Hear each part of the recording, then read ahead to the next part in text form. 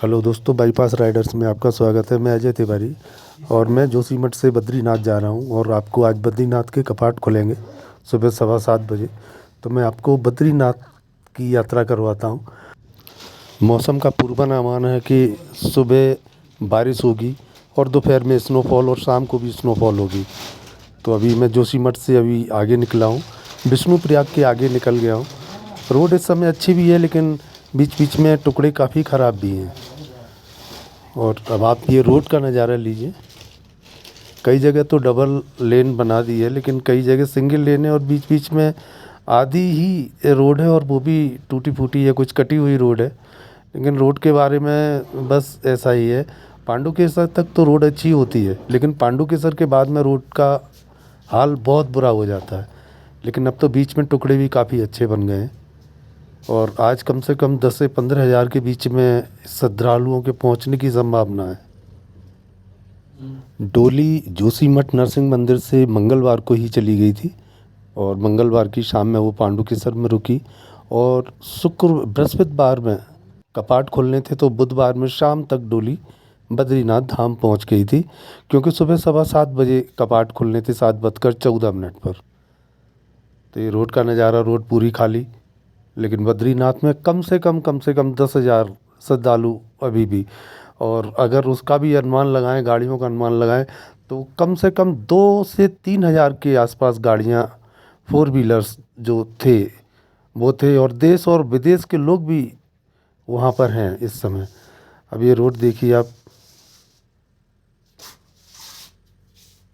जोशीमठ से अगर आप बद्रीनाथ जाते हैं तो जो टैक्सी का किराया है, एक तरफ से 150 रुपये है। लेकिन अगर आप उधर से भी वापस आते हैं और शाम को 5 बजे के बाद में वापस आते हैं तो वो किराया दुगना हो जाता है, 300 रुपये पर पर्सन के हिसाब से लेते हैं। प्रशासन को इस बारे में थोड़ा सा देखना चाहिए। और ये हनुमान चट्टी, यहीं पर हनुमान जी ने भीम का जो घमंड था वो तोड़ा था। उस समय हनुमान जी ने अपनी पूँछ बिछा रखी थी और भीम आए, उन्होंने कहा कि अपनी पूँछ हटाओ, लेकिन हनुमान जी ने कहा तुम तो बहुत बलशाली हो, अब हमारी पूँछ उठा दो। लेकिन भीम बहुत लगे रहे लेकिन उसे हिला भी नहीं पाए, छू भी नहीं पाए। तो यही वो हनुमान चट्टी। बद्रीनाथ जाने से पहले हनुमान चट्टी के दर्शन ज़रूर करने चाहिए। और अब ये रोड खस्ता हाल चलती हुई। फरवरी और मार्च में इतनी ज़्यादा बर्फ़ पड़ी है कि ऊपर भी बर्फ़ है और चारों तरफ पहाड़ियों पर ऊपर भी काफ़ी बर्फ़ जमी हुई है। बारिश शुरू हो चुकी है और ये शीशे पर बारिश के निशान आप देख सकते हैं, बूंदें पड़ी हुई। और बारिश का अनुमान पहले से ही था कि बारिश होगी ही होगी। 70% उसकी उम्मीद जताई जा रही थी कि बारिश होनी ही है और बारिश शुरू हो गई है। और अगर बारिश शुरू हो गई है तो मौसम बहुत ख़राब होगा बद्रीनाथ में। और स्नोफॉल की भी चांसेस हैं। अभी स्नोफॉल के चांसेस 40% हैं, लेकिन अगर इसी तरीके से स्टॉर्म बना रहा तो उसके चांसेस बहुत ज़्यादा बढ़ जाएंगे। और ये चारों तरफ चोटियों पे बर्फ़ ही बर्फ़, सफ़ेद चादर सी बिछी हुई है। और अभी हम बद्रीनाथ धाम पहुंच गए हैं और अब यहाँ से हम जाएंगे मंदिर। ये बैरिकेटिंग, क्योंकि अब प्रशासन ने ऊपर एक बाईपास बनवा दिया है। उस बाईपास से ही जितनी टैक्सी हैं या बसेस हैं उन्हें बाईपास से ही भेजते हैं। जो अंदर वाली जो रोड है, जिसे माल रोड नाम दे दिया गया है, उस पर कोई भी टैक्सी नहीं होती, लेकिन जाने वाली टैक्सी वहीं मिलती है। बस स्टैंड भी वहीं पर है।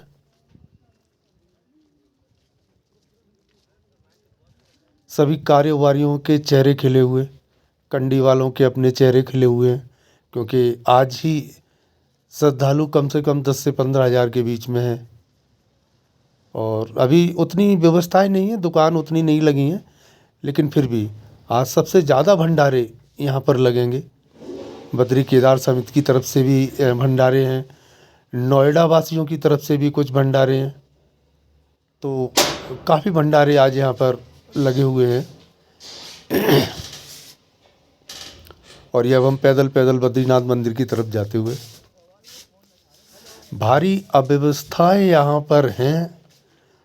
प्रशासन का बिल्कुल भी जो रवैया है वो ढिलमुल रवैया है।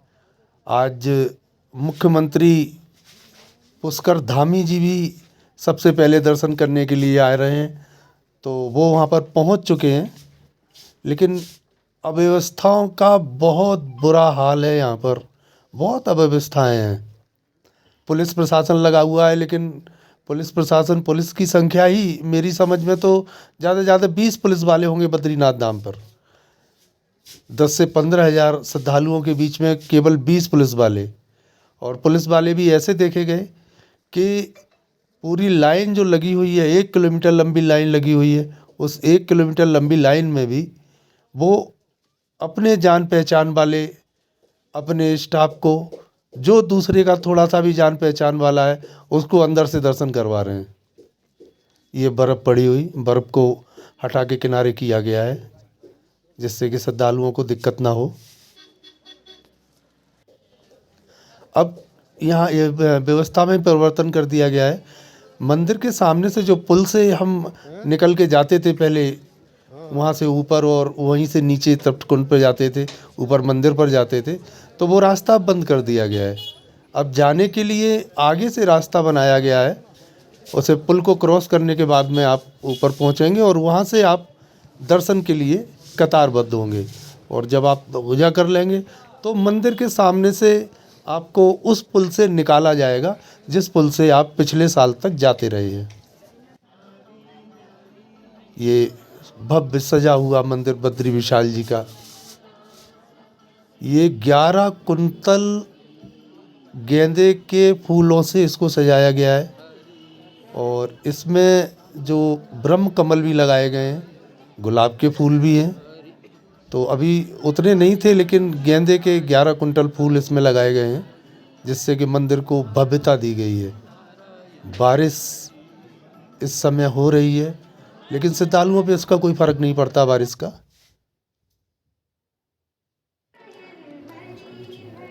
और ये अंदर से बद्रीनाथ जी का विशाल मंदिर, ध्वजा फहराती हुई, बारिश होती हुई, आप देख रहे होंगे बारिश का कोई फर्क असर नहीं है श्रद्धालुओं पर, और लोग अपने इष्ट बद्री विशाल जी के एक झलक पाकर दर्शन करना चाहते हैं। और ये मंदिर प्रांगण में हनुमान जी का एक भव्य मंदिर, बराबर में नर नारायण का मंदिर है, और उसमें स्थानीय देवता घंटाकर्ण जी का मंदिर। यहाँ पर अलाउ नहीं है, लेकिन फिर भी लोग नहीं मानते हैं। यहाँ पर वीडियो ऑडियो कोई भी चीज़ अलाउ नहीं है। विहंगम नज़ारा बद्रीनाथ मंदिर का, ऊपर चोटियों, बर्फ़ से ढकी हुई चोटियाँ। श्रद्धालुओं को देखिए, लगभग 1 किलोमीटर लंबी लाइन है, जिस लाइन में वो लगे हुए हैं। और अव्यवस्थाओं के बारे में तो मैंने बता ही दिया कि पुलिस प्रशासन का बहुत ही ढिलमुल रवैया रहा है यहाँ पर, बहुत ज़्यादा। यहाँ पर चारों तरफ यात्री बारिश से भी परेशान हैं, क्योंकि बारिश हो रही है लगातार, और जब लगातार बारिश होती है तो कपड़े भी भीग रहे हैं लोगों के, और हर कोई चाहता है कि वो जल्दी से जल्दी अगली कतार में घुस के दर्शन कर ले। ये पीछे ब्रह्म कपाल है हमारे, और ब्रह्म कपाल में भी यहाँ का एक वर्णन है कि अगर आप ब्रह्म कपाल अपने पितरों का तर्पण अगर बद्रीनाथ जी में करते हैं तो गया से 11 गुना आपको फल यहाँ पर मिलता है। और ये एक बार फिर बर्फ़ से लकदक भरी हुई चोटियाँ। और यहाँ से हम आपको अभी माणा गांव भी ले चलेंगे, जो कि सीमांत गांव है। ये चीन की सीमा, मतलब भारत का आखिरी गांव है। चीन की सीमा तो यहाँ से करीब 70 किलोमीटर दूर है, लेकिन माणा गांव में भी देखने की बहुत सी चीज़ें हैं। तो अब मैं आपको यहाँ से माणा गांव भी लेके चलूँगा। बहरहाल जो एक स्थिति थी, वो स्थिति यही थी कि बद्रीनाथ जी के कपाट 7:14 पर यहाँ विधि विधान से खुल गई। सबसे पहली पूजा प्रधानमंत्री नरेंद्र मोदी की हुई और दूसरी पूजा यहाँ पर उत्तराखंड के मुख्यमंत्री श्री पुष्कर धामी ने की और इसके बाद स्थानीय लोगों के लिए पूजा के लिए कपाट खोल दिए गए। यहाँ पर बैंड की धुन भी बजी थी, जो सेना का बैंड होता है उसकी। काफ़ी यहाँ पर सेना भी लगाई गई। सेना ने आकर मोर्चा संभाला, तब जाकर कहीं कुछ व्यवस्थाएं बनी, नहीं तो अव्यवस्थाओं का तो यहाँ भंडार बना हुआ था और आगे भी ऐसा ही रहेगा, क्योंकि पुलिस प्रशासन बिल्कुल ही यहाँ पर ढिलमुल रवैया अपनाए हुए है। इसका कोई भी भरोसा नहीं है कि इनके सहारे कोई यहाँ पर यात्रा करे। और ये सीएम धामी का हेलीकॉप्टर वापस जाता हुआ, और वो पूजा कर चुके हैं और पूजा करने के बाद वो वापस जा रहे हैं।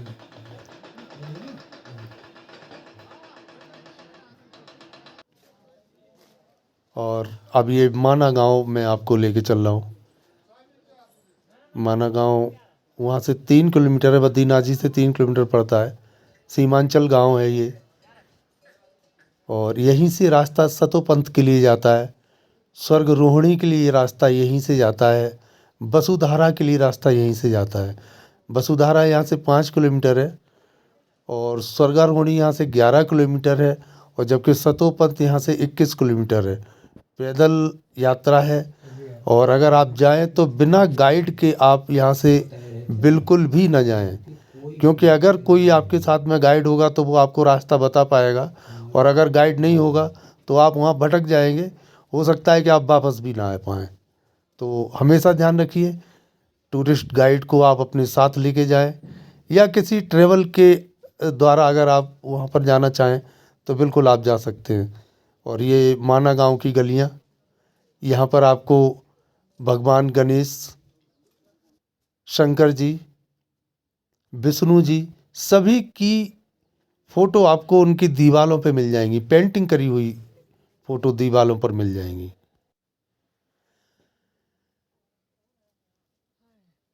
यहाँ से भी आप चोटियों का नज़ारा देख सकते हैं। समुद्र तल से ऊंचाई, ये भगवान भोलेनाथ की एक सुंदर पेंटिंग। स्थानीय देवता घंटाकर्ण जी का यहीं पर मंदिर है, माना गांव में ही। और जब बद्रीनाथ जी की डोली बद्रीनाथ जी जब पहुंच जाती है तो घंटाकर्ण, जो कि स्थानीय देवता है घंटाकर्ण, तो उनकी भी डोली यहाँ से माना गांव से और बद्रीनाथ जी के मंदिर में पहुंच जाती है। और जब कपाट बंद होते हैं तो वापस माना गांव में आ जाती है, क्योंकि माना गांव उस समय खाली हो जाता है। जब कपाट बंद होते हैं तो हर घर में ताला लगा होता है, और उसकी पूरी जिम्मेदारी पुलिस प्रशासन की होती है, और सेना अपने अंडर में ये पूरा गांव ले लेती है। तो माना गांव से उनके जो स्थानीय देवता हैं घंटाकर्ण जी, वो भी बद्रीनाथ से अपने गांव वापस आ जाते हैं, और यहाँ की देखभाल और यहाँ की रक्षा के लिए। और ये यहाँ पर भीम पुल, सरस्वती नदी का उद्गम, ये माना गांव में ही है। गणेश गुफा, यहाँ पर कहते हैं कि जब पांडव स्वर्गारोहण की तरफ जा रहे थे तो सरस्वती नदी की जो धारा थी उसके ऊपर एक बहुत बड़ा एक गैप था, तो कोई भी उसको चल के पार नहीं कर सकता था। तो सभी ने आग्रह किया भीम से कि इस पर एक कोई शिला रख दी जाए। तो भीम ने एक विशालकाय शिला उठाकर बीच में रख दी, जिससे कि सभी लोग वहाँ से पार होकर चले गए। ऊपर जाके सबसे पहले नकुल सहदेव की मृत्यु हुई, और इसके बाद एक एक कर कर सब वहाँ से स्वर्ग के लिए सिधारते गए, लेकिन केवल युधिष्ठिर ही थे जो सशरीर स्वर्ग गए। ये सरस्वती नदी का उद्गम, इठलाती हुई कल कल की तेज आवाज़ सरस्वती नदी की। ये सरस्वती माँ का मंदिर बनना है, और ये भव्य मंदिर बनना है यहाँ पर। ये शायद इस साल के अंत तक तैयार हो जाएगा, नवंबर तक। और ये भारत की आखिरी चाय की दुकान, इसका बहुत क्रेज है सभी में। और उससे पहले भी एक चाय की दुकान एक ने खोल ली है, तो उसमें लिख दिया है भारत की प्रथम चाय की दुकान, और वो दूसरे वाले ने लिख रखा है अंतिम चाय की दुकान। खैर ये तो इन लोगों के अपने वो हैं, लेकिन आप अगर यहाँ पर आते हैं तो आप ज़रूर एक से मैगी खाइए और एक से चाय पीजिए, दोनों का ही भला होगा।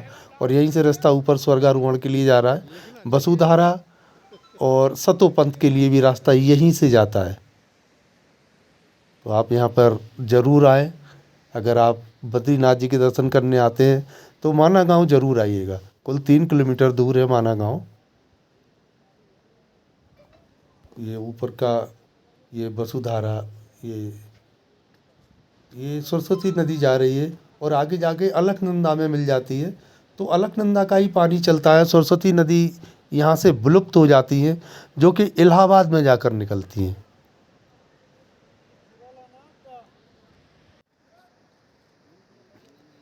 एकदम नीला पानी है सरस्वती का, और ऊपर बर्फ से लकदक चोटियाँ।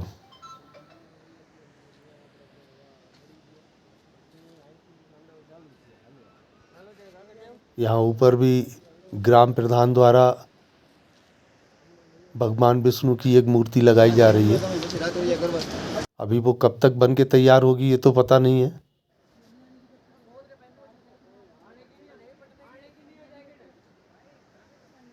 ये भी एक प्रवेश द्वार बनाया गया है, अभी हाल में ही ये प्रवेश द्वार बनाया गया है।